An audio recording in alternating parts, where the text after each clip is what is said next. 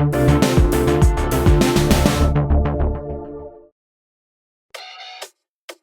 Pocketnow.com, this is Pocketnow Weekly.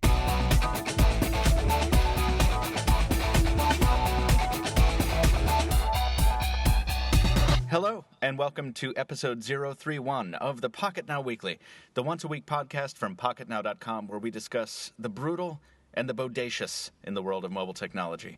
I'm your host, Michael Fisher, and joining me this morning, despite his even crazier than normal schedule and a Skype connection that just is determined to be annoying, is managing editor Anton D. Nadia. Good morning, sir. Hey, everybody. And, as well, the man with the newly modded iPhone 5, Editor-in-Chief Brandon Miniman. Good morning to you.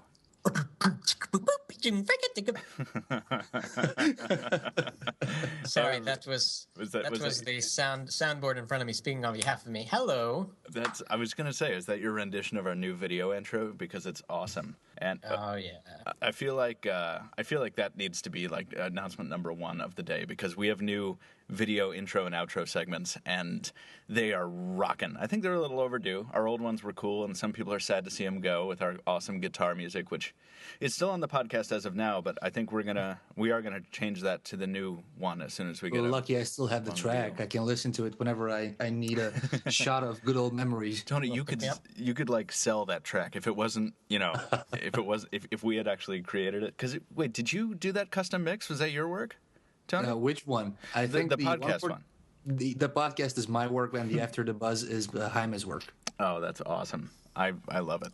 Hey, some news just fresh out the old wire. Ooh, what's up? AOL has purchased. Of course, AOL owns the Weblogs network, which includes Joystick and Engadget and TechCrunch and Twa.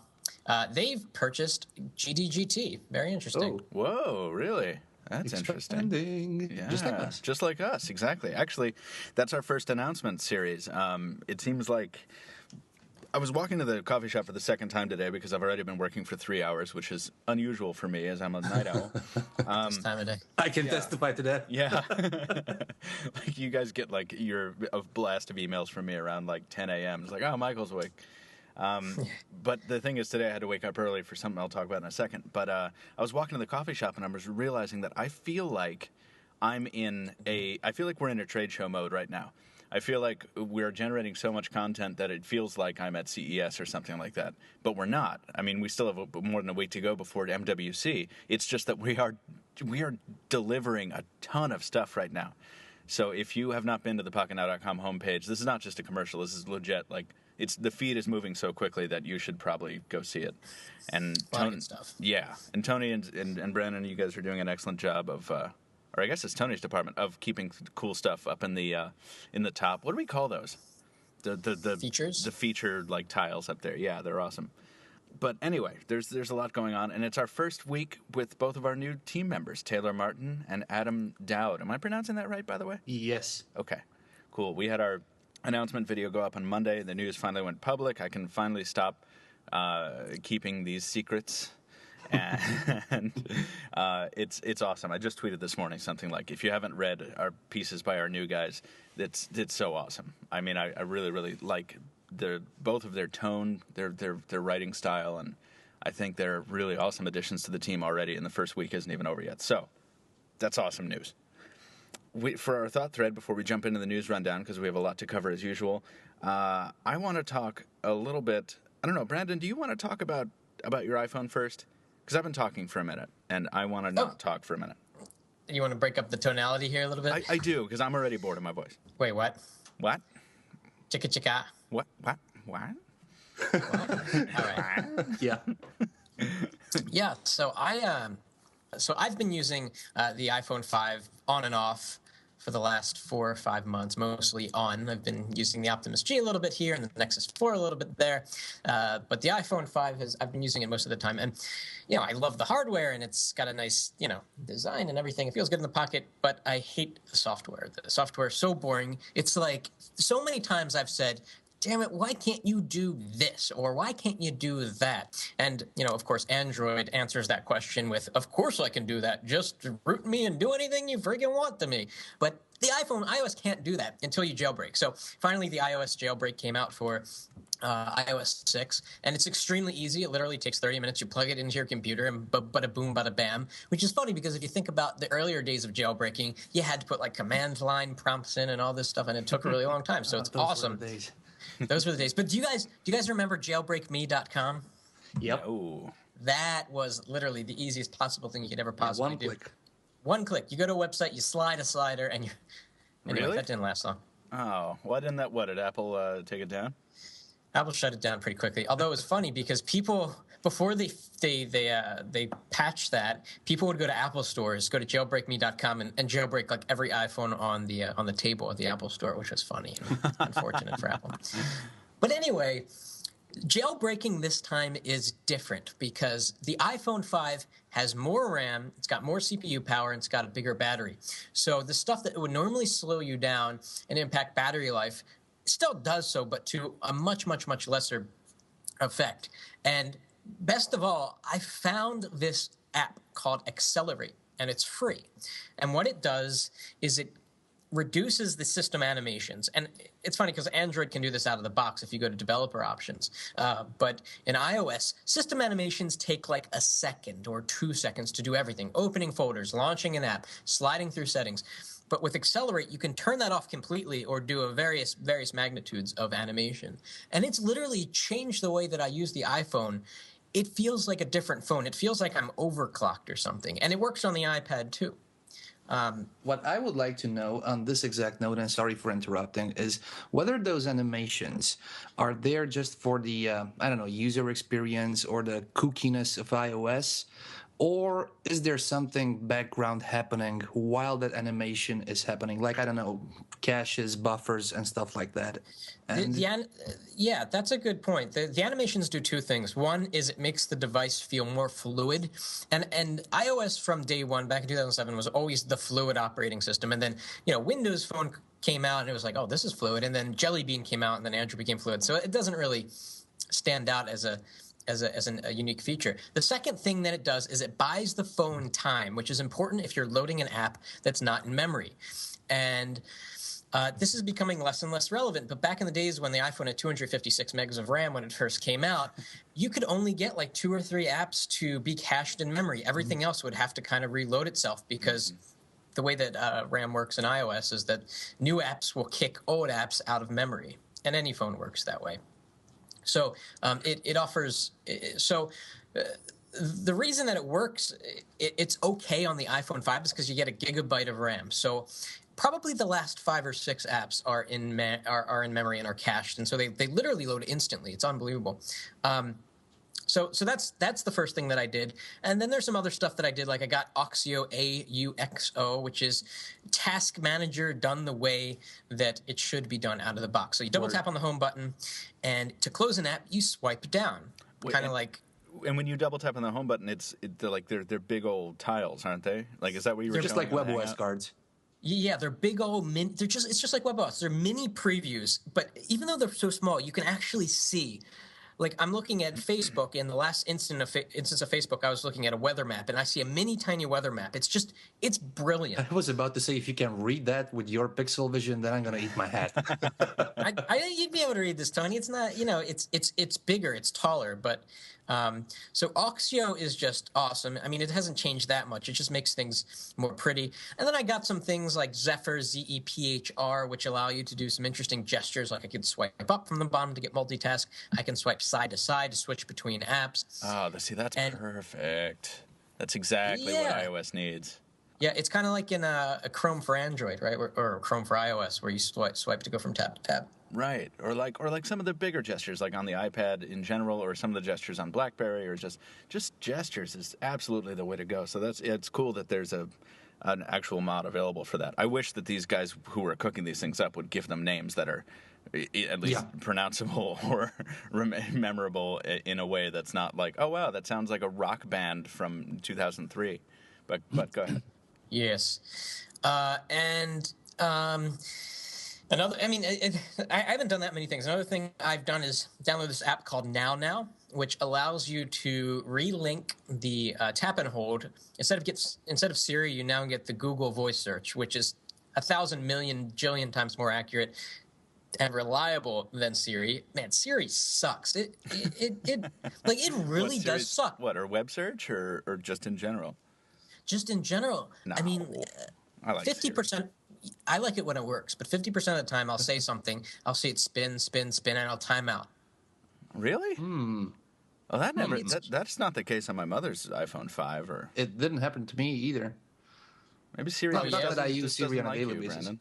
Oh yeah, Maybe. yeah, I that could be the case. I just want to say that actually Siri is, and you call me whatever you want. I think Siri is probably the feature that I would use the most often if I had an iOS as a daily driver, which is something Tony and I were talking about recently. I was like, I'm getting to the point where I would like to carry an iPhone for a little while as my daily driver, just to remember what it's like. And I think I would use Siri a whole lot, and I think it's a really good experience for what it is, and I think it still blows everything else out of the water. So, And for you guys in the States, it offers even more than for me, for instance, where I cannot I cannot search for restaurants or any venues for that matter.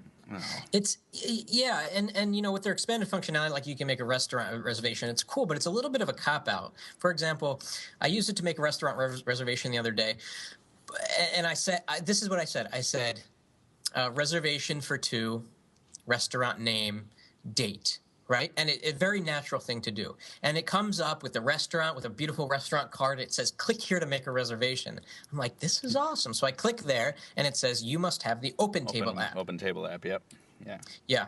So I download the Open Table app. I say the exact same string. I press the same button, and it opens the Open Table app with information pre-filled out, which I guess is cool, but it's kind of cheating, isn't it? Well, what do you mean? Why? Because it needs a third-party app?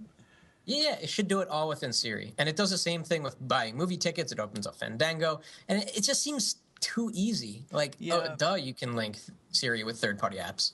Right. Well, I think that's good, though, because I think in the long run it'll expand its functionality, and it'll take some of the development load off of Apple, which I'm sure, obviously they have as many resources as they want, but they have a lot. They're probably throwing a lot of energy at just rebuilding iOS at this point from a UI standpoint. Maybe look at Michael becoming an iOS advocate or defender. Well, And I was about to shamelessly pimp out something, guys. If aside from everything that Brandon mentioned, there's an awesome video by Taylor Martin. 5 things you should immediately do after jailbreaking. So if you're new to jailbreaking, you should check that one out. Yes, absolutely. That's right. I was going to put that in the iOS thread. I'll just throw it in the thought. I'll just repimp it. Yeah, repimp it.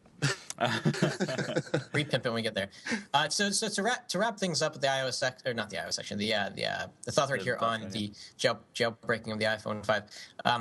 If you have an iPhone 5 or even a 4S or 4, jailbreaking is better than ever. It's still a little crusty around the edges, but it's much better. And Michael, when we get to iOS, I want to talk about Mailbox. Okay. Right. That app with the long wait that many people are excited about. I still don't understand what that's about, so I'm looking forward to it. I don't either. I'm looking forward to a lesson on that.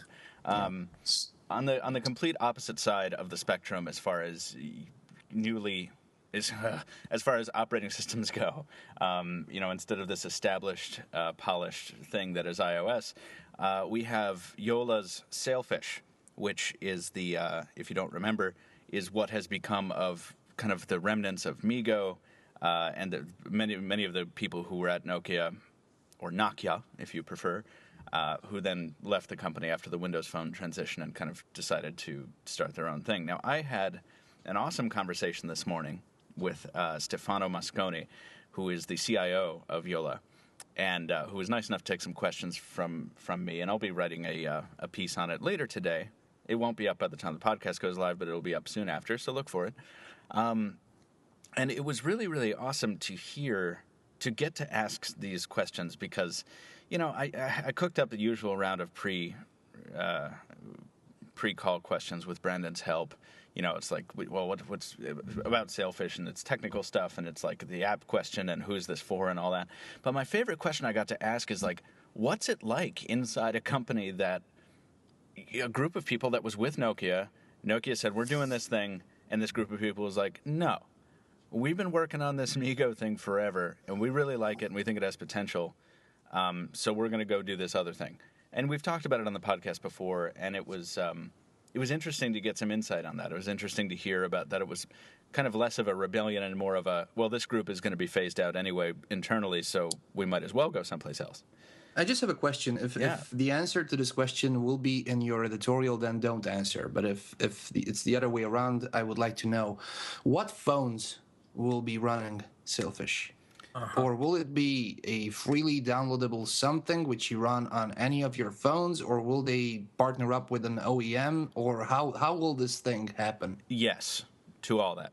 Okay. Yeah, so it looks like they're going to go with a staggered kind of rollout. And this isn't, I don't want to, there's no big secret. I think you should read the editorial anyway, because there's more stuff in here than that. But there's like, I did ask that, and they're going to do a version that runs on existing hardware.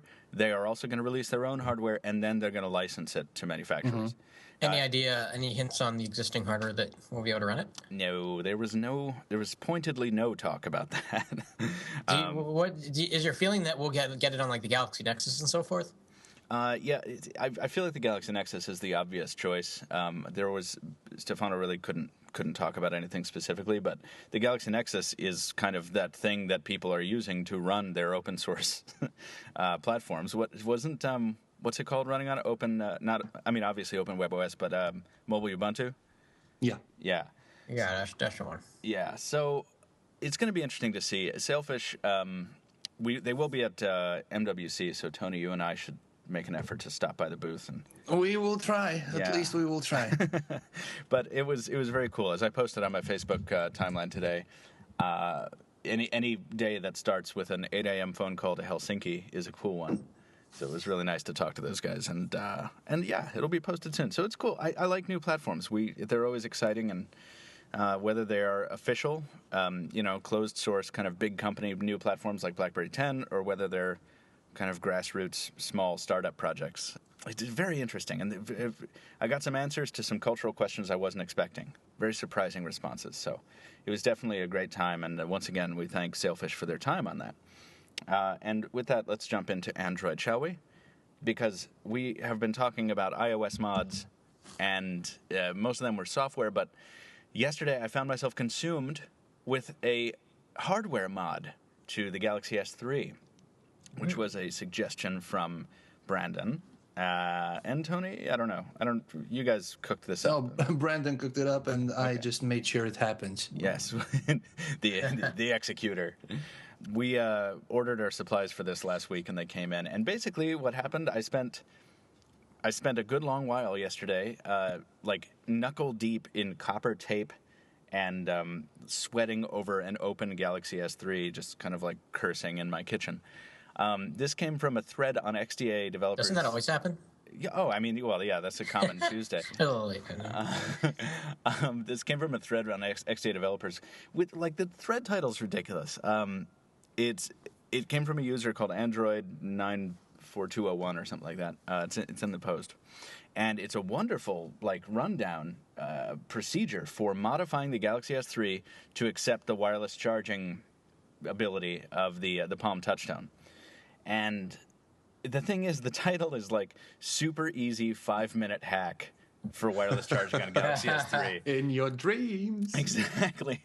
And like when Tony sent me this for the story, I was like, oh, this will be a great video. Cool. And I kind of put it aside after I ordered all the stuff. I'm like, it's going to take a week to come in, whatever. I'll deal with it. 5 minutes? Yeah, I got 5 minutes. This thing took me like 3 hours, man. And it was a giant undertaking. And I don't mean that. I mean that with considering my expectations were that it would take a few minutes. It's not a 5-minute mod. Unless What if you do it once again? If I were to do it again, it would take me half the time.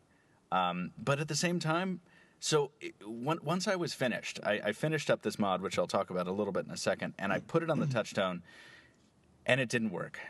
And for about 45 minutes, I was just troubleshooting. I'm tracing these circuit paths, and I don't have a voltmeter, so I can't tell where the problem is. So I'm just basically packing more and more copper tape into every connection there is until I have resistance. Yeah, exactly. And I'm adding resistance I thought about that, adding like the 5th layer of copper tape. I'm like, this current isn't even going to be enough once it actually works. But anyway, in the end, I ended up with the ugliest, grossest looking hack, which you can see in the video. But you know what? It worked. I was so desperate I will admit to this. I was so desperate. I was thinking of posting the video with the failure and You saying, still "I'll rocking get that back on to your it." phone as we speak, or did you dismantle it? I want to dismantle it because it's so ugly. The thing is, it creates a bulge in the Galaxy S3's battery door because the magnets, the neodymium or whatever rare earth magnets that I used to keep the Galaxy S3 on the touchstone are very thick, and what they do is they warp the battery door. So you can see in the video it's got quite a bulge. I'm going to take the modification out because I already have enough things that wirelessly charge, and I don't use the S3 as a daily driver, so I don't really care. But it is a very cool thing. If you rock the Galaxy S3, you don't want to wait for the official charger, or you don't want to get the Qi charger for whatever reason. If you just have like 10 touchstones sitting around from when you used to have a pre, it's a cool thing to do. Could you use double-sided tape? Can you skip the magnets, use some kind of adherence device, or tilt it so it's flat? Oh, yeah, but I mean, then you could just use like a regular Qi charging plate or whatever. You know, the thing with the touchstone is that it props up the device kind of ergonomically, and it looks good, and you can kind of use it a little better.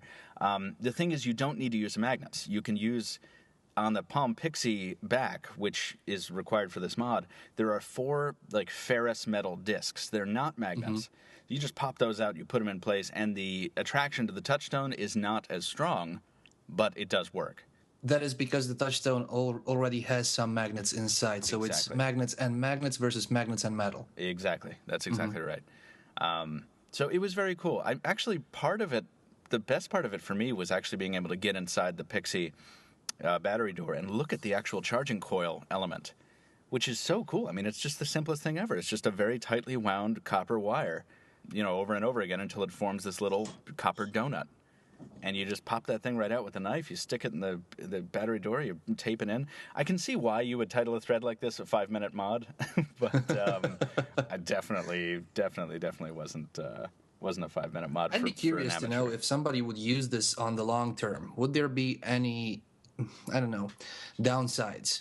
Battery life, would it be affected? And I'm not saying juice, maybe battery life as in deteriorating your battery over time. Overall endurance, yeah. I mean, I don't think so, because it's probably not the... I'm sorry that I don't have the figures to answer that question specifically, but it's probably not the current that the battery is used to receiving. I'm sure it's lower, and it tends to charge a little more slowly, I think. But I don't think that it would really damage the battery. The voltage should be the same. The amperage should differ, Yeah. What's interesting about the touchstone is that it prefers a very strict range of either voltage or amperage or wattage or whatever. So you kind of have to use the Palm charging connector with it. Some USB cables will work, but others won't. It's a very interesting kind of tight set of specs that are needed to make wireless charging, the induction that Palm uses, work. And it doesn't adhere to any standard, because in 2009 when it came out, I don't think Qi was even around. So anyway, we'll have to look that up. We will have to look that up. That might be wrong. Speaking of wireless charging... Yes. Oh, am I supposed to? The Nexus 4 wireless charging orb is finally for sale. Oh, yeah. And we are going to soon has one. And when we will show it off. It's a little bit more expensive. Word on the street is that you can get one for probably $20 less on Amazon. You can get one for much less if you just search for Qi wireless charger. Oh my God, I almost had a party foul. But the official Nexus 4 wireless charging orb is a little more attractive than your average, third-party charging mat. Plus, enthusiasts of the brand will always prefer something which is the official thing. That's right. That's right. It looks like a Nexus Q, doesn't it? Yeah, it looks like a Q that's been sawed in half. The thing, it's cool though. That's true. It's about half the size. Yeah, but I want it. I want it so bad. I think I tweeted this the other day. The charging orb makes me want the Nexus 4 so much more. I could almost put up with the lack of LTE for it. I'm such a wireless charging nerd, and I'm gonna get the Nexus 4 just because it has wireless charging. And you know what? Here's the thing. I have devices that charge wirelessly. I have plenty of them. I have the Lumia 920. I've got a DNA sitting right next to me. Blah blah blah blah blah. But they all lack this kind of understanding of ergonomics. The Lumia 920 goes on top of the JBL power-up dock, and it lays down horizontally. So it's I have to turn my head one way or the other to see the screen properly when I'm standing in front of the power-up dock. on the Nokia wireless charging plate. You drop the Lumia 920 on top of it, and it's like, okay, but there's nothing holding it in place, so you have to like position it yourself. Like Palm did wireless charging right the first time, and it stayed right when Matias Duarte basically took it to Google. Because the Nexus 4 Orb has magnets, and it holds the phone in place at an angle so you can see what it's doing, and it's beautiful looking. So that's why I think it's obviously we don't have it in house yet, so maybe Brandon, you'll review the thing and it'll be like, this is crap and here's why, and I'll be like, all right, I'm totally wrong, but it looks awesome. So I don't know. Relating to the Nexus devices, we all know that there is a Nexus 7 that has AT&T HSBA Plus, right? Sure. Since since when is there also a T-Mobile version? Is that new, or has it been there for a while on the Google Play Store? Oh man, I don't know. I fell asleep when you said T-Mobile. I don't know. I would answer that if I would have access to the Google Play Store in the US, but I don't. Oh. Okay. Well, I think this might be new. I haven't seen this before. What, a T-Mobile Nexus 7? Interesting. Yeah. Let us move on. Let's talk about something that is exciting. I'm bored. Yeah, I am also bored. Can we talk about the Galaxy S4 real quick? Yeah. Because rumors look to additional Project J, quote unquote, devices. Say rumors from Sam Mobile. It looks like. What is cool about this is that there's a device codenamed Serrano, which is possibly a Project J Mini. Which would be hopefully like the Galaxy S3 Mini, except not utter junk, right? There could also be there's something called a Project J Active, codenamed Fortius or Fortius. Fortius. Really? What's that? What is that a reference to? I didn't look that up. It's from Latin. It's stronger. Yes. Which might be some kind of small media player, maybe something like the Pebble. Again, maybe not like crap. And not the Pebble smartwatch, the Samsung Galaxy Pebble thing. Anyway, there's a ton of rumors suggesting that this Galaxy S4 is going to have a little product family surrounding it. And the most exciting thing for me, and you guys jump in anytime, I think that the Galaxy S4 Mini would be amazing. It depends. If they screw it up like the S3 Mini, then no. They do that. No.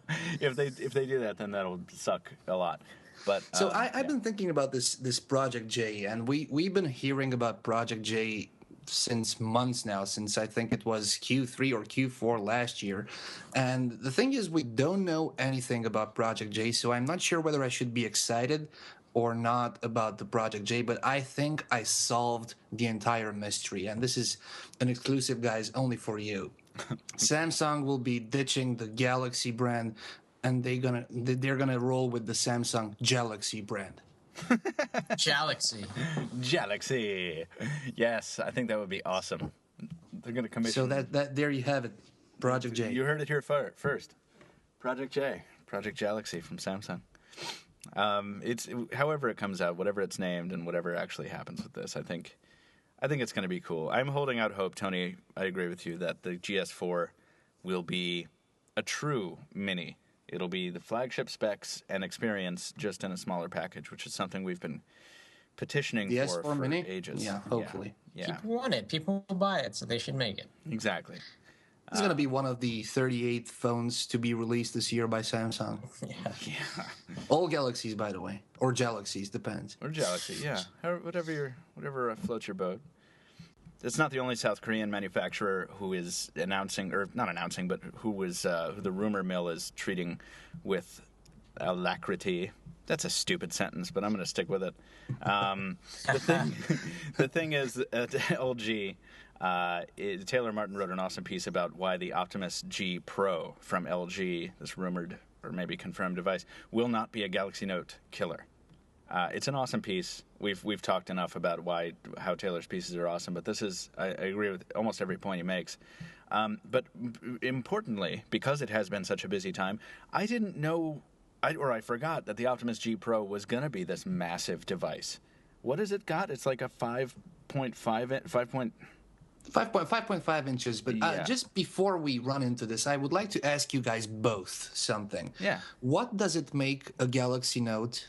A Galaxy Note. Is it the large screen or is it the stylus? It is both and neither, in my opinion.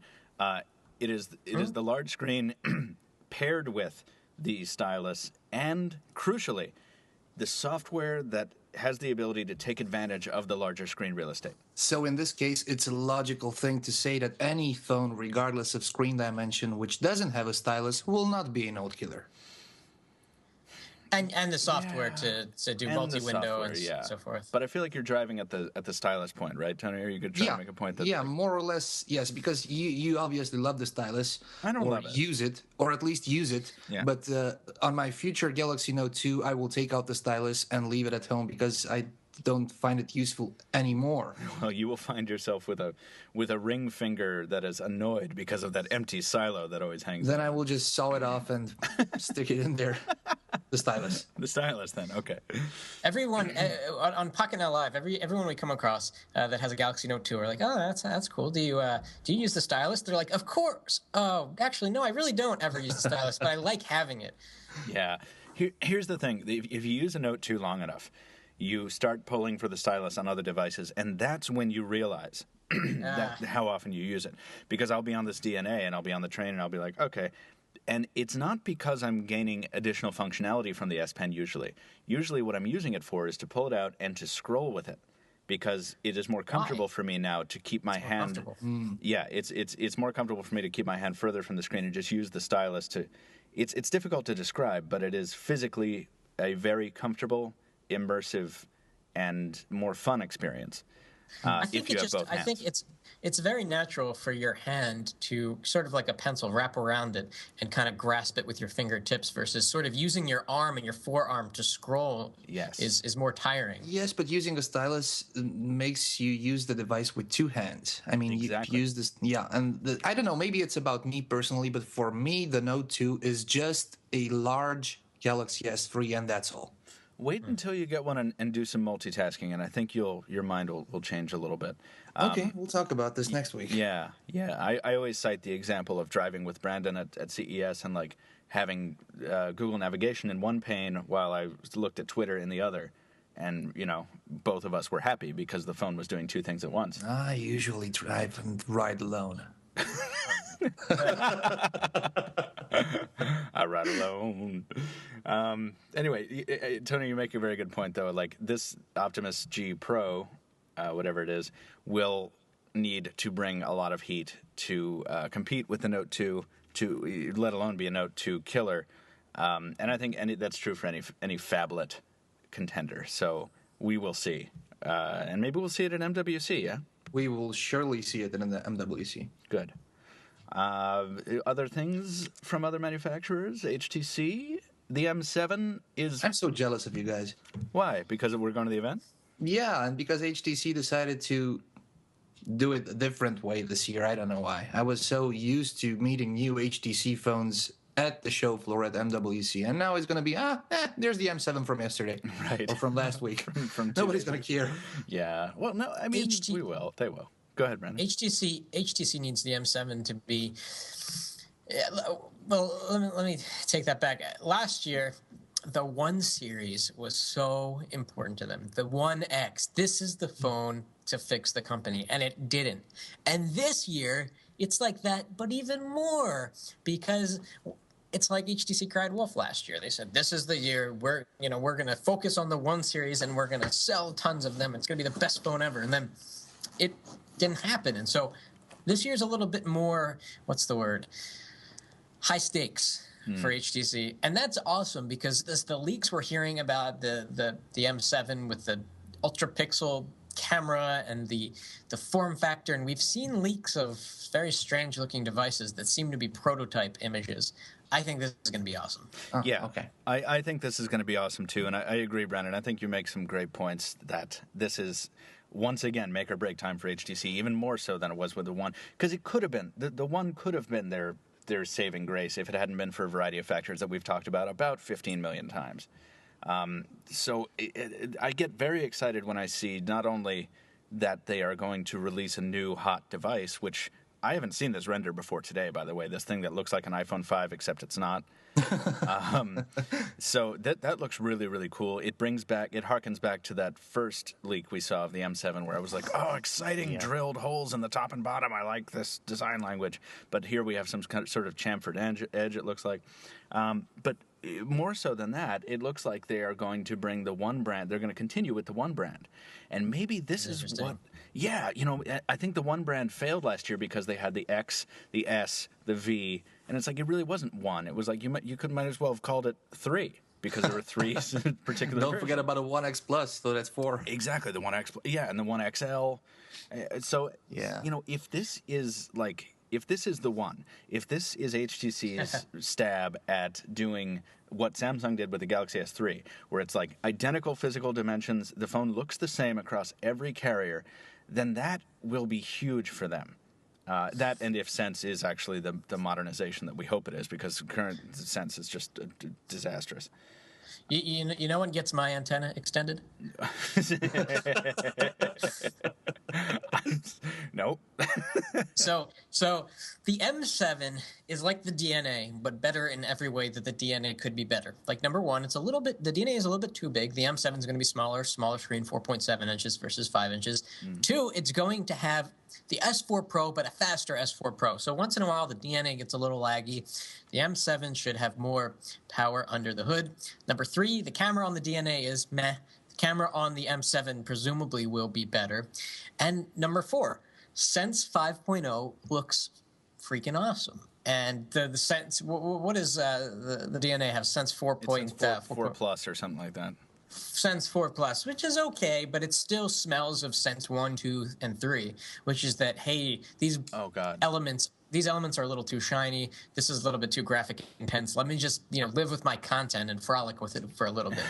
And then the M7 will have that amazing screen, and it will be thin, presumably, unless...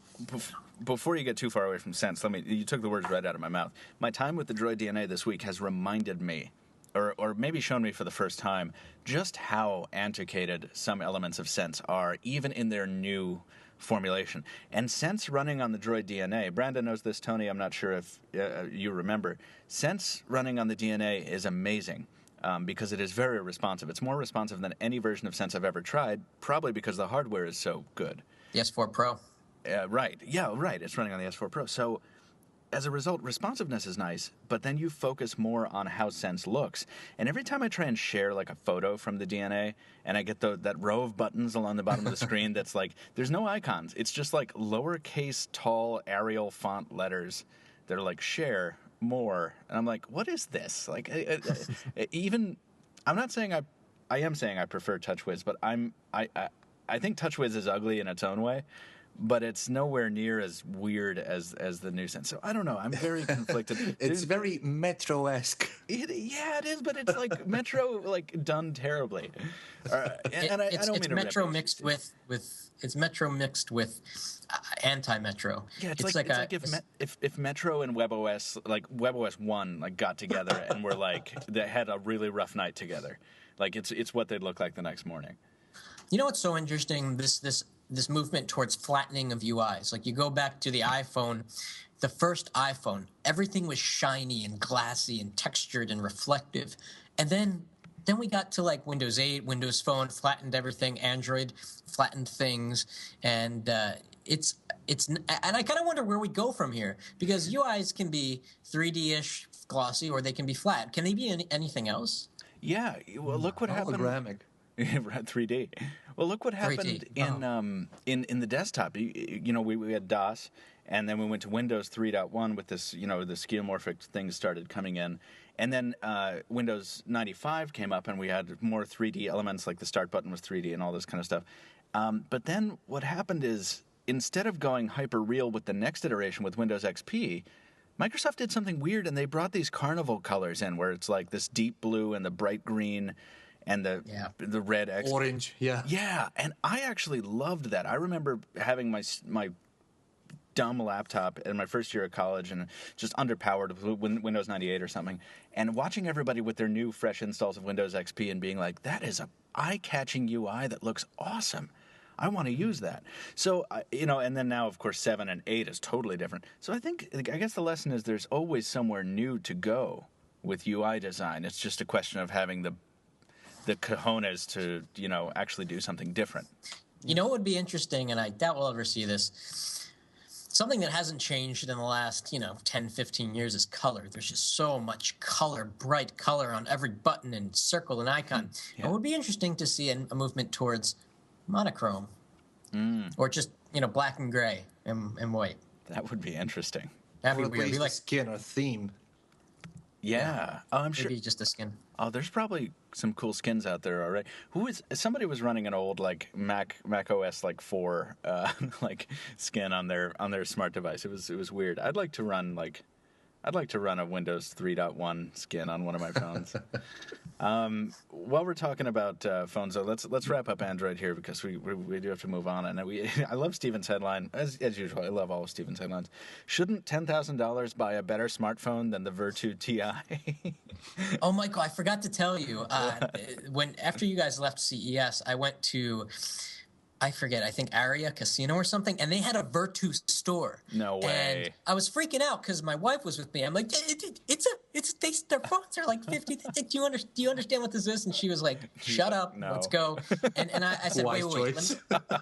I said, just let me go in for 2 minutes. So I go in, and no one's in the store. There's a guy sitting behind, Almost asleep.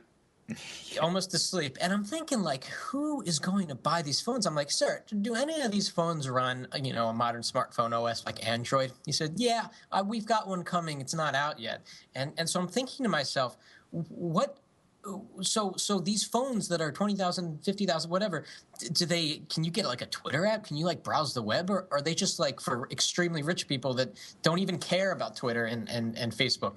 I didn't really get too many answers because I had to leave for the reasons. I was going to say, were you pulled out of the store then? I'm surprised there wasn't a concierge there. Is it, with a silver tray with some mints? It's like, sir, do you have any questions about the smartphones? But who buys this stuff? Come on. I don't know, man. I that's always been the question with the Virtu, right? And Nokia let the brand go. Didn't they sell it off or something? Yeah, they did. Yeah, so good for them. I mean, I feel like it was a way smarter move than selling their headquarters building. Well, selling 2 of these phones a year, it's like selling 200,000 mid-range Androids. Yes, I know.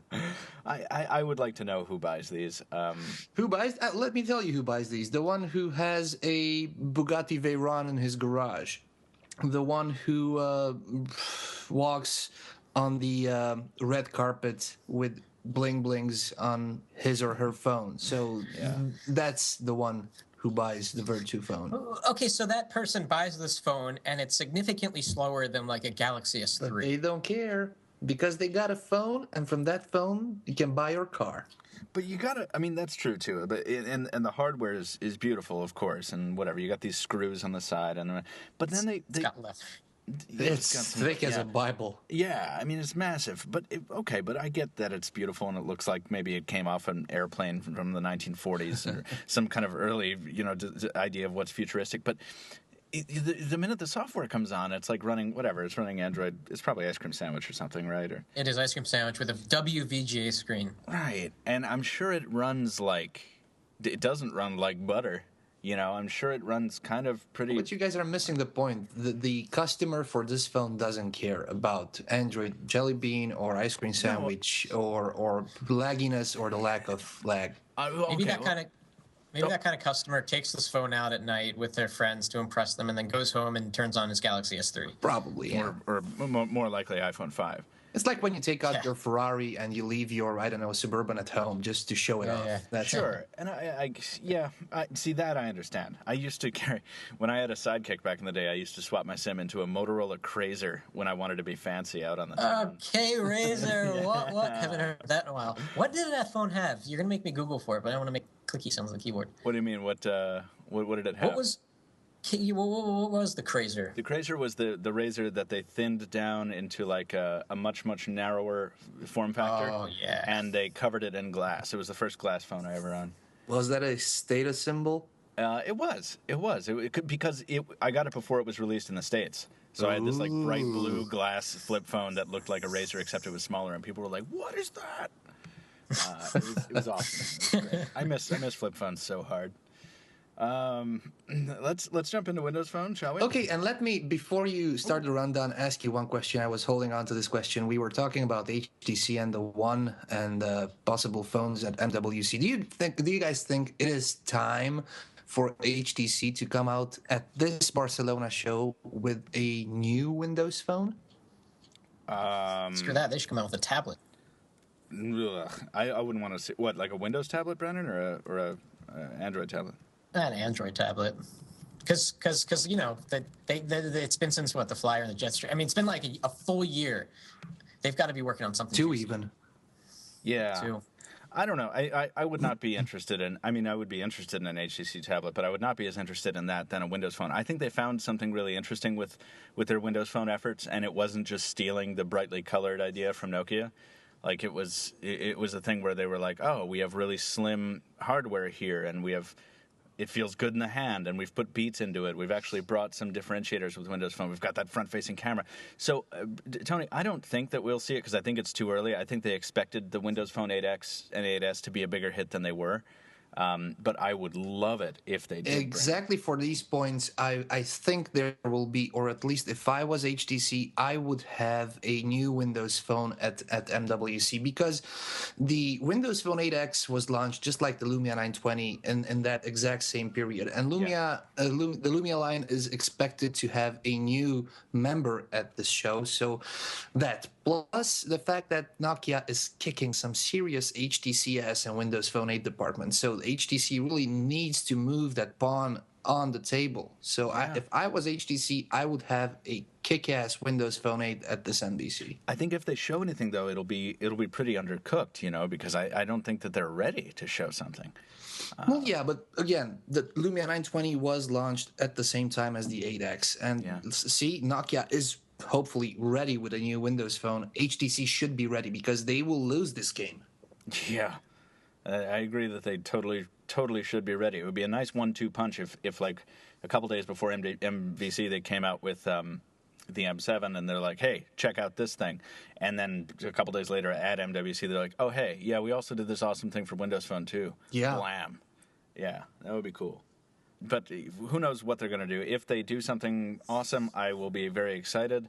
And if we get to see this Nokia Lumia EOS, apparently there was a video that was leaked and then taken down by Nokia Russia regarding this device. It's been taken down. Did you guys see it?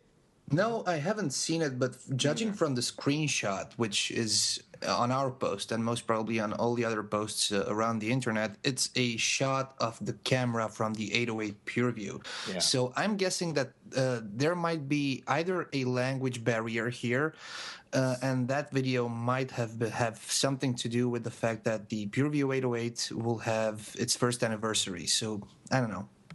Maybe that was like the lead-in from the video where it's like, here's the PureView, where we did something awesome. And then they go on to talk about how they're going to do something even more awesome.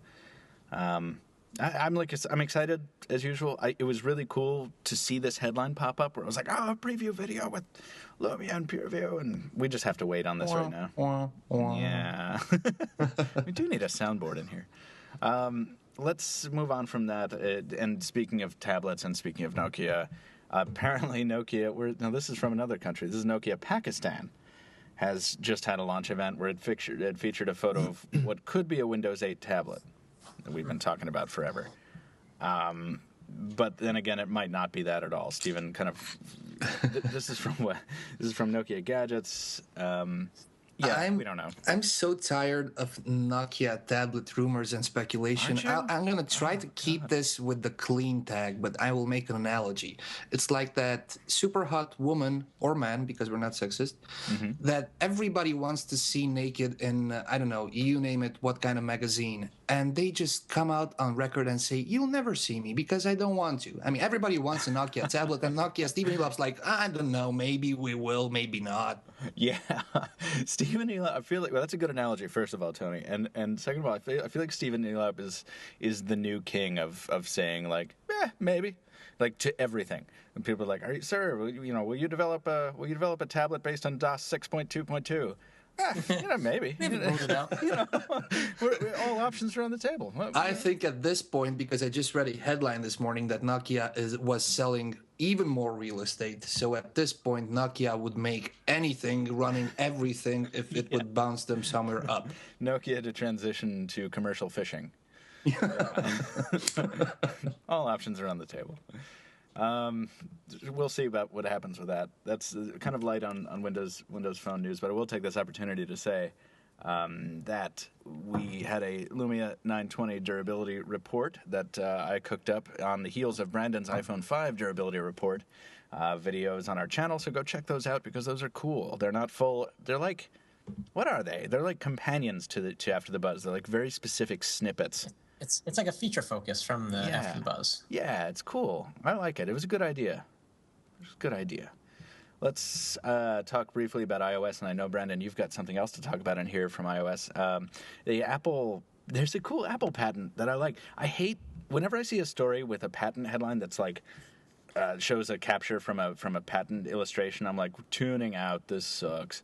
But this is really cool. There's an Apple patent for an image quiz lock screen, which apparently displays a photo of like one of your friends, and then there are like 10 sliders underneath with various choices for names, and you have to slide across the correct one to unlock your phone.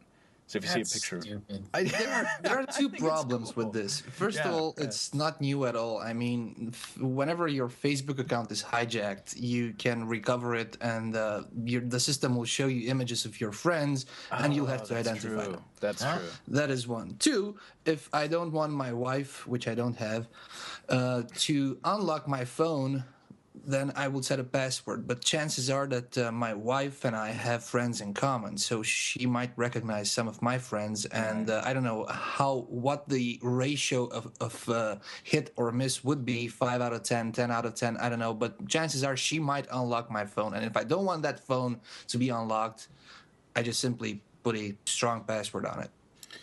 Yeah, that's true. I think my excitement mainly derives from the fact that Apple has not come out with a new lock screen kind of idea, maybe since the launch of the iPhone. Am I wrong on that? Yes, you're correct. Yes, you're not wrong. But I don't think Apple needs a new lock screen. I mean, the lock screen, which is the slide to unlock, was a huge hit. You guys remember in the Windows Mobile Day that there was a S2U2 application. Every Windows Mobile guy I knew was running S2U2 slide to unlock. It's a good unlock thing. That's not 2007 anymore, though. Yeah, but I can't think of anything else. I mean, that's not the problem of iOS. I think it is.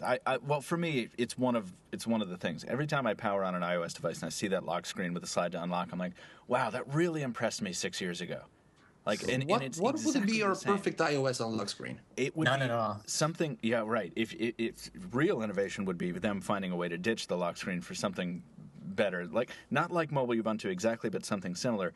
But Tony, more conventionally speaking, a lock screen for me is most useful when I can use it not just to unlock the phone, but to unlock the phone while jumping directly into a feature. You can do that. You can just slide on the notification and it will jump you right into your Twitter, your Facebook, your email application, your SMS application, or your phone application. Right, if you have a notification waiting. Like, what if I just want to tweet? I'm like, I really want to tweet right now. I can't do that. I can't jump right into Twitter from the lock screen, or I can't, I know I can jump into the camera. I know I can jump into Facebook if I've received a notification, but, on an HTC device, I can drag, the calendar into the circle to pop right into the calendar. I see your point. You know what I mean? On a TouchWiz device, I can tap and hold and slide up on anything. Yeah. So I like utility, and I think Apple is a company that is definitely capable of delivering utility while maintaining aesthetic beauty. And I would just like to see more innovation from them on this lock screen business.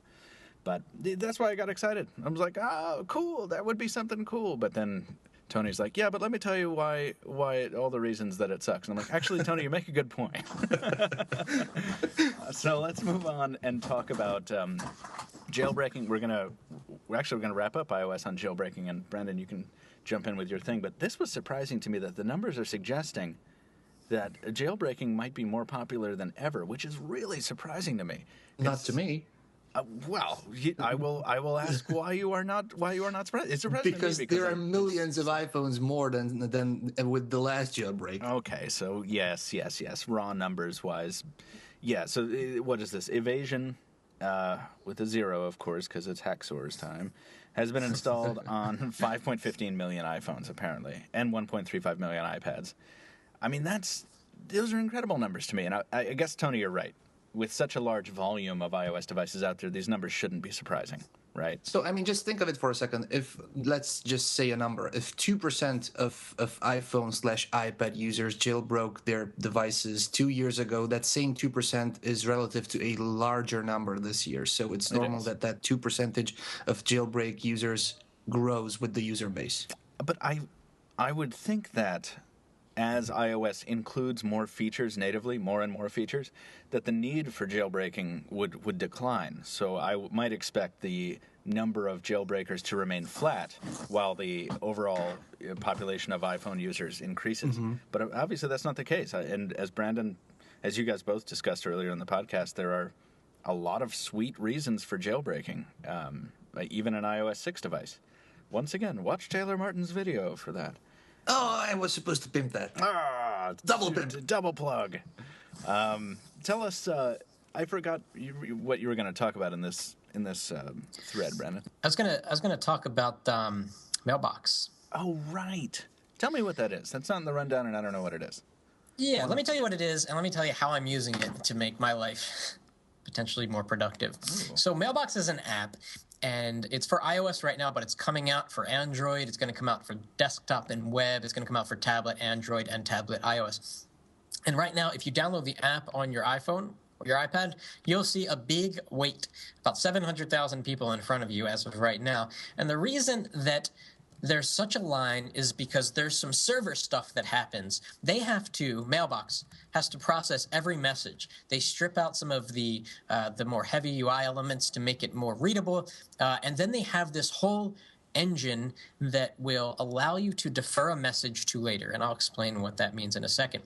So the app itself is very lightweight. It's very fast. It's very pretty. I think it's nicer looking. I think it's faster than the built-in iOS mail app. It's definitely, in my opinion, faster than the Gmail app. And here's the magic.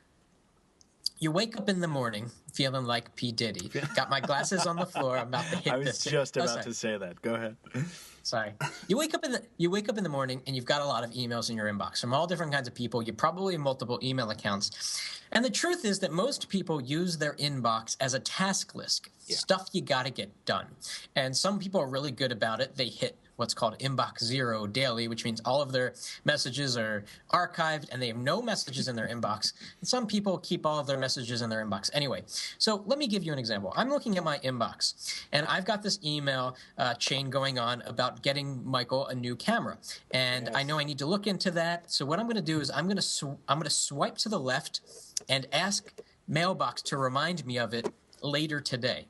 So what that means is that's going to disappear from my inbox right now, so I don't see it. But literally in 3 hours from now, it will re-enter my inbox. Oh, that's cool.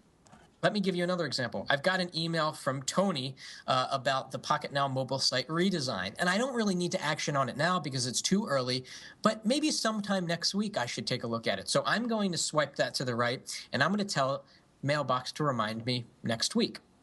Mailbox also has other ways of bringing it back into your inbox. There's a button that says someday, which is set for 3 or 2 or 1 month from now. If it's like something you should get done, but it's really not that important, you can set it for this weekend if it's something that doesn't need to be done during the work week. And all of these different time periods, so that what you have is this inbox that is constantly up to date with changing. What you need to do. Exactly. So the idea is that you use it as arbitrage, so that you kind of determine your task list, and then everything happens automatically based on what you determined when you need to action on something. Question. I'm sorry. Is this confined to your device though, or is there like a cloud access ability that you can kind of see it from another device, or is it just on your one installed unit? That's a really good question. So that email that the email about getting you a camera will pop back into my Gmail inbox on my desktop, it will pop in as a starred message in 3 hours from now. The downside is, though, I can't do that from desktop. So I can't take that same message and say, I don't want to see this again for another 3 hours. I can only do that part from the phone right now. Okay. So let me see if I got this straight. This thing you're talking about is basically a flag for follow-up with an additional feature that removes it from your phone's inbox. Because Yes. I use flag for follow-up all the time. I receive an email from you guys. I don't need to action on it right now. Flag for follow-up Monday, 5 p.m., and I just shove it in my inbox archive subfolder. That I can manage from my computer, from my tablet, from my phone. What you are saying is a flag for follow-up with a cleaner inbox, but only on your phone. Yes, but like I said, it translates. If you're using gmail.com, it translates over there, and everything's stored in the cloud. So presumably, if you had an iPad app or an Android tablet app, and you had flag for it's kind of like flag for follow-up, I guess. Flag for follow-up on your Mac, it will send you like a notification or something that says you flagged this. Yeah. Okay, it's the same kind of thing, except your inbox is the centralized area. It pops back into your inbox. It's like killing a message and then it come back to life. It's hard to explain. I like that, though. I mean, yeah. See, I didn't know that flag for follow-up existed, so I think for a lot of people like me, the mailbox seems even more revolutionary than it is. I think the fact that I kind of clumsily explained it helps to show that I still Why don't you show it off in a video, Brandon? I know, I'm going to. That's a good idea. I still don't completely understand it myself, is what I'm trying to say. But I see its potential, I think. But so It's definitely I got think some buzz on its side. Yeah, it's got a lot of buzz. So I think actions are louder than words, and I'll make a video about it when I truly understand what the heck it is. Good idea. But so far, it's awesome. So far, it's very intriguing. I'll say that. You can just don't be as just talk a little more slowly than I did in Spotify for Windows 8 because I was so excited that I was unintelligible. Hey everybody, it's Michael Fisher with Pocketnow.com. We got a new app that I've been waiting for forever, and here it is.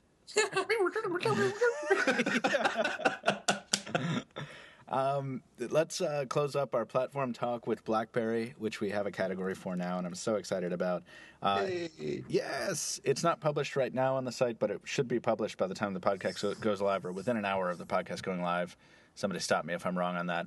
The BlackBerry Z10 review from Pocketnow is finally done. It's ready. Can you provide preview? Sure. Yeah, the thing is that I love getting reviews out early. It's always nice when you can have the review out while the announcement is still going on. That's cool. But that cannot. I see what you did here. That cannot always happen if for one reason or another. But the thing is this. I'm very glad that we weren't one of those companies, one of the publications that released on announcement day, and not because there's anything wrong with their reviews, but because having the extra 2 weeks or whatever we had allowed us to really get to know the device. I had a device that was probably a lemon for a review unit, so I had enough time for BlackBerry to very conscientiously and quickly respond and get me a new unit. So that was awesome of them. I was able to get some in-depth impressions, and I was able to kind of scour the comments of every BlackBerry discussion on the internet for people who wanted to know more. And I was able to answer some questions from our own commenters and stuff. So it is a very long review. It's about the size of the Galaxy Note 2 review, which is around 4,000 words with a couple embedded videos. But I think it's worth it. We don't have a separate review out for BlackBerry 10. The BlackBerry 10 review is bundled into the Z10 review. So if you want to know anything about the BlackBerry Z10 and you want to get your info from Pocketnow, you should read it. Which you should. Yes, which you should. You should read it and comment on it and let me know if you want any other questions answered. And Brandon is about to get his own BlackBerry experience very soon, so he'll have videos and impressions up, and we'll all be able to answer questions about the new BlackBerry soon. But it is just really cool to say that our first review of a brand new platform is coming today. So I just wanted to say that is awesome. And do you guys have any questions before we, on the BlackBerry? Or? I'll personally meet it in Barcelona. You'll be glad. You'll be kind enough to bring it to me there. Yes, I will. I do have a question. And I think this has been answered in various forms. So this is a different way of asking it. So I can't wait to try out the Z10 and use it in my daily life. And what makes the Z10 a BlackBerry? Because the operating system is almost unrecognizable from previous versions. Well, what is it about it that makes it BlackBerry? Besides the flashing red notification LED, it's the hub. It's the messaging functionality, which is not perfect. There are bugs. There are things that need to be tightened up. But you go into that BlackBerry hub where all your messages are aggregated, and it can be nothing but a BlackBerry. From the iconography to the way text is bolded, little details like that, to broader means of how the messages are handled and how they're displayed. I mean, it's you look at it and your mind just says BlackBerry. Except it doesn't say it in the bad way of like, wow, this looks like 2007 and it looks like I have a Pearl. Like, no. What if Android Key Lime Pie, the next version of Android, had its typical unified inbox, but it added an option to add tweets and Facebook comments and all of that other stuff, so you had this like mega inbox. Would that? Then I smell a lawsuit. Well, it would reach parity then maybe with BlackBerry Hub, but I think. No, but correct me if I'm wrong, Michael, but yeah. I think you have not used the typical BlackBerry services like BBS, BES, BBM. Is that correct? BBM, I haven't had any contacts to test BBM with. So those also add up to the BlackBerry experience. If you work in a company or you have your phone and you want super secure email, you just subscribe to a BlackBerry service and there you go, boom. Plus, if all your buddies are on BlackBerry, you can BBM and forget about Facebook Messenger and stuff like that. Yeah, if you're a corporate user, absolutely. Or if you're a user in a country where BlackBerry is huge, like India, and all your friends are on BBM, and you've become accustomed to the BlackBerry experience. Yeah, this will seem familiar in that awesome way that something that it was very old and decrepit has now achieved a refresh without forgetting what it is. So yeah, absolutely. I think there's different ways to answer the question, but for an American consumer who basically forgot about BlackBerry, like I was, I think the real core of the experience is the hub, and that's the thing that BlackBerry offers that's very different. And Brandon, just to finish that point about the unified inbox, if Android were to do it, Android would have to build in the peek functionality as well, because it sounds absurd to say, but it is so very different to peek at your inbox by sliding a thumb up from the bottom bezel than it is to slide a finger down from the top. I mean, it's so incredibly different. Yeah, and better, I can't wait to see that, and I think those listening to this podcast would get a lot out of the stuff we do if you were to read Michael's review, because it gives you a lot of background about BlackBerry 10 and about the Z10, and it makes you well informed, so that when we're talking about the BlackBerry 10 in the future on podcasts, Pocketnow Live, all of our shows, you kind of get it, because this is going to be talked about well into the future. Yes, hopefully, absolutely. I can't wait to review that Q10. That's the last thing I'll say. Oh, really, that's my next phone. Oh, totally. Oh, I want to carry that sucker. That's going to be awesome. Let's jump into listener mail, gents, because we cannot neglect it, and we have some good ones, and this will close out our podcast. We have a couple pieces here. The first is from Brendan Clark. Hi, Pocketnow team. I'm due for a new phone soon, as my 24-month contract expires soon. My question is it worth making the jump from my iPhone to Windows Phone? It seems that Windows Phone gets quite a lot of attention from you guys during the podcast. Being a massive HTC fan, I'm looking at the 8X, 8S, or possibly the Lumia 920. What are your thoughts, especially in regards to app support and Windows Phone ecosystem? Somebody go first. Okay, I can go first. It's not a problem. It's all about personal preference. If you currently have an iPhone, you most probably are tied in with the ecosystem, and I'm not only talking apps, I'm talking books, multimedia. If you want to switch, absolutely go on and switch. But today, Adam Dowd had a piece on Windows Phone, and it was like this is not the time to upgrade to a Windows Phone. And I strongly advocated in favor of this idea in the comments, and I was like this. The Lumia 920 is about to get a refresh next week or in 10 days max. So why not wait for 9 or 10 days to see what Nokia has up its sleeve instead of just buying something now and locking yourself in with a 2-year contract? Either way you go, just make sure you play with a Windows Phone before first, or see if it suits your needs, because it's completely 180 degrees different from what iPhone is. That's a really good point, and I think that begs another mini discussion here. When do you guys think is the optimum time to decide on what phone to buy next? As in what phone? As in different platforms, or within the platform? It doesn't matter. Just you have some dough, or your contract's up, and it's time to buy a new phone. What do you think is the best time of the year to do so? Best time of the year? Yeah. I would. I can tell you while Michael thinks when it is not a good time to buy. It's never a good time to buy 1.5 months before knowing that there's going to be a new announcement. So if we expect the iPhone 6 in October, it's not a good time to buy the iPhone 5 in September or August. If we're expecting the Lumia EOS or something at MVC, now it's not a good time.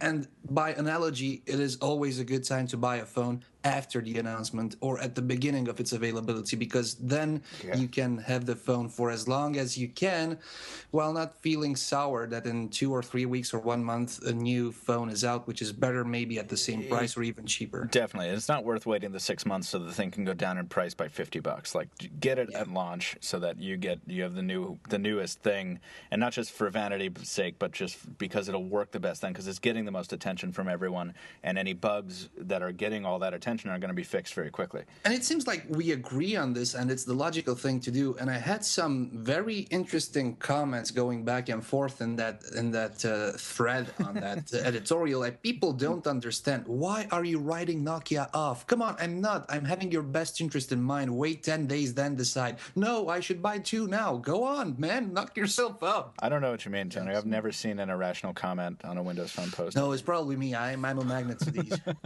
I'm joking. Brandon, do you have was that a rhetorical question, or do you have an answer to what time of year would you recommend to use to buy a new phone?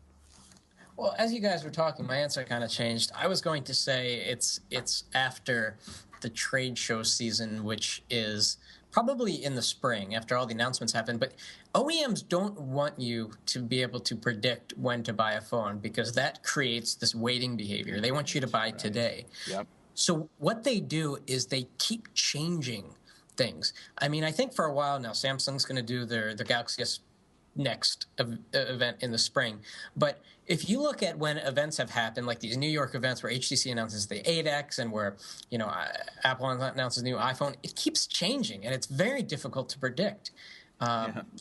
So if you take that variability out, I would say that around, May or June is a good time to decide. But then you're missing out on all of the fall announcements. But then at the fall announcements, you don't want to wait till those are over, because you're on the brink of the spring announcements. So it's very difficult. No good time. There's always, no good time. Guys, don't buy any phones anymore. You just stop buying phones. You know what? Or just listen to what we say. We'll help you a little bit. I don't know what you mean. This conversation has filled me with such a sense of futility that I'm just going to go tend to cows in a pasture somewhere and never look at mobile technology again. So, Brendan, thank you for your letter. I think, just as a closing thought from me, you will experience a massive amount of culture shock changing from the iOS to the Windows Phone user interface. If you find the Windows Phone user interface to be pleasing to you, I think that the jump has never been easier. I think there are more apps on Windows Phone now. I know there are more apps on Windows Phone now than there have ever been before. It is still nowhere near at parity with iOS, but if you can find the apps you need, I think you'll have a good time. I mean, it's a solid. It's becoming a mature platform. So let's move on to William, who has written in a little while ago, and she says everyone's excited about the M7 and S4, and I have no doubts that the M7 is going to come out really soon, and I have no doubts that it's going to be a great phone. But the new stuff this year isn't that much of a leap from last year, specs-wise. So shouldn't non-geeks, or even us, consider getting a 1X at half the price in 2013?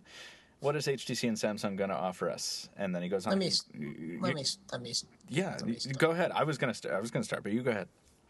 Oh, okay. You want to start? Yeah, I'll start. I just want to say that, William, I think I answered this question in the last paragraph I said, or a couple paragraphs ago, where it's like, I think if you're people can be different kinds of geeks. For me, I'm the kind of guy who, if the option arises for me to either get the new hotness for $300 or last year's rewarmed thing for $100 cheaper, I'm going to get the new thing. And not because I'm rich, and not because I just have money to throw away, but because You're future-proofing. Exactly. I want a future-proof, and I have an interest in getting the thing that is being honed and talked about the most. So that's my answer, William. And I've never been about specs. I've always been about experience. So I don't care what the specs are if it delivers a good experience. Go ahead, Brandon. Yeah, so I agree too.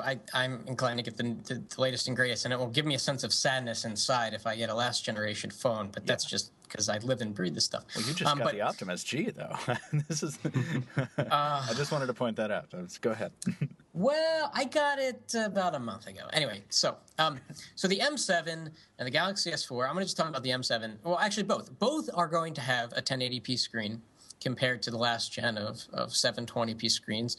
And in our tests, we find that there is a big difference between 1080p and 720p. Not huge, but there's definitely a difference, and it's definitely more pleasing on the eyes. Mm-hmm. The other difference between generation last and generation now is faster processors. The S4 Pro is much, much better than the Tegra 3, or even the better Tegra 3 that was in the 1X and then the 1X Plus.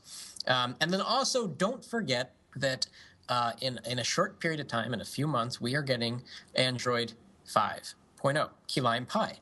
And if you get a last generation phone, you're probably going to be waiting a while for Key Lime Pie unless you're going to root and install third-party ROM. If you get the M7 or the Galaxy S4, you will be waiting a lot less time, and you might even get it out the door. So that's a lot of... I think that's a lot of good reasons on why the M7 and the Galaxy S4 are significant leaps over what we got last year. Agreed. Tony, do you have a thought on that? I agree with Brandon on the last part that yes, if you have in mind to always tend to have the latest from Google in terms of Android, then yes, go with the last generation phone, whichever is there. On the other side, look at the Galaxy S2. It's been like 2 years since it's been launched at the 2011 MWC, and it's still holding on. But then again, to counter this point, it's just now getting Jelly Bean. So you have to decide whether you want a phone which will be prone to be updated as soon as possible, or you're good with the previous generation of Android and you don't care that much about OS or specs at that matter. Yeah, I think we got a good spectrum of responses, and William, hopefully you can do something with that. Our last piece of listener mail comes. Thank you for writing in, by the way, William, and thanks for waiting. I know it took a couple of weeks for us to get to that one. And our last piece of listener mail is from Ruben. Thank you for the sandwich. I got to see what you did there. Ruben says, "Hi guys. First of all, I love the podcasts. I'm a regular visitor, and I've been listening to the podcasts since, well, even the old ones before the reboot. Whoa, sweet. Thank you. Awesome." And Ruben has some helpful information from our last episode where we had a podcast listener question about stolen phone data. You guys remember that? Maybe you don't. Ruben uses an app called Prey, which is an open source project with some nice features like GPS tracking, take pictures, lock the device, and remote wipe. And you can find that at preyproject.com, Prey. It looks like they're in some kind of beta phase right now. And also, he points out that since Android 4, he thinks Android supports full device encryption. And there's a link to some information on that. So that's just kind of a rare listener mail piece, letting a previous listener answering a previous lister's questions from a previous episode. And we really, really appreciate that, Ruben. Thank you. Do we still have a couple of minutes? Yeah, I got to pee, but otherwise, yeah. On this exact note, just go, man. If you happen to lose your iPhone, you go to iCloud. You can locate it, remotely wipe it, ring it, and cycle to do these kinds of things on other platforms. I mean, I remember Windows Phone 7 had something similar with your live account. You could do that. What is it with Android that there's a huge problem that you have to get a dedicated application for this? Doesn't Google support out-of-the-box service? You don't have to pay anything else. Just go to, I don't know, your Google account. You have all your phones listed, and from there you can lock it, ring it, wipe it. Okay. No, they don't. I mean, there are ways to do it, like you mentioned, a third-party way. In fact, I think that's going to be one of the tenets of Key Lime Pie is better integration of services. It's kind of haphazard right now. They've got all these like Picasa PhotoSync and BookSync and all these different, but it's not a very streamlined service, and they don't have remote device management out of the box. And so I think that's coming. And also, there are some there are some OEMs who are doing it and building it into their skins. Like Samsung has just started this big push that we've seen commercials for, where they're safe, right? They're doing that enterprise security stuff, and like they've got that vague commercial that's like, we everything needs to have the same security protocols as the Galaxy S3 and the Note 2. And it's like, what does that mean? And then I look it up. I'm like, oh, okay, yeah. So Samsung is making a big push into filling those gaps that Google has not filled. Right. But Brendan, I don't know if we're going to see that in Key Lime Pie, but I hope we do, because it would be really cool to have the kind of robust iOS remote device management that Tony talks about. So, good call.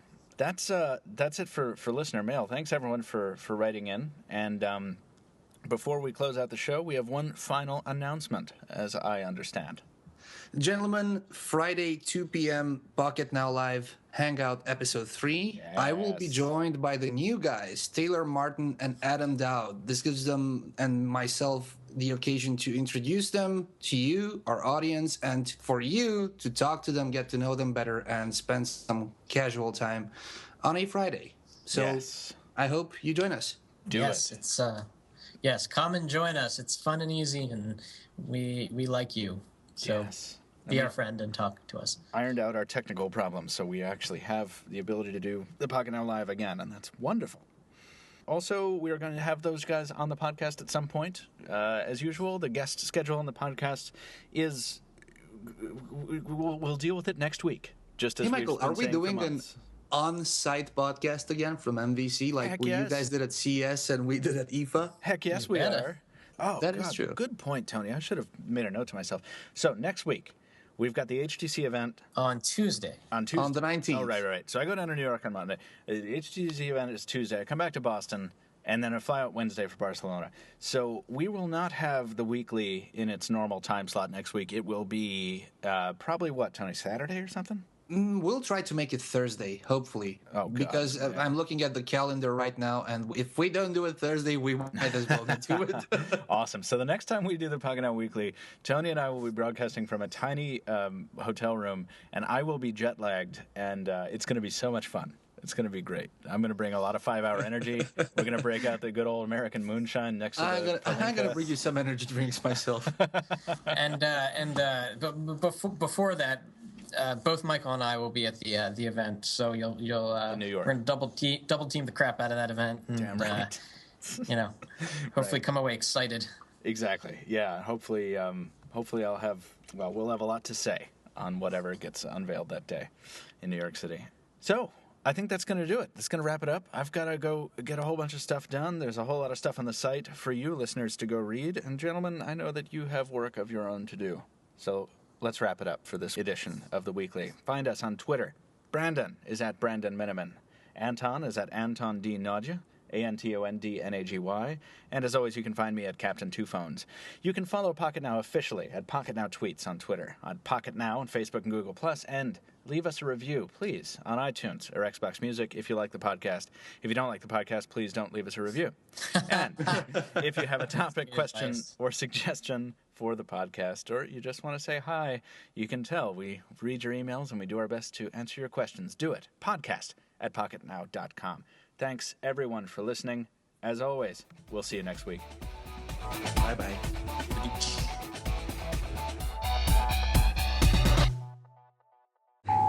Okay, cross your fingers and don't say stupid stuff like, wow, this sounds great, because obviously that's the kiss of death. Hey, Michael, I can't hear you. Can we do a callback? Like, you sound like a robot. Okay, sure. Yeah. Yeah. Michael? What? Yeah. So, yeah. Yeah. okay.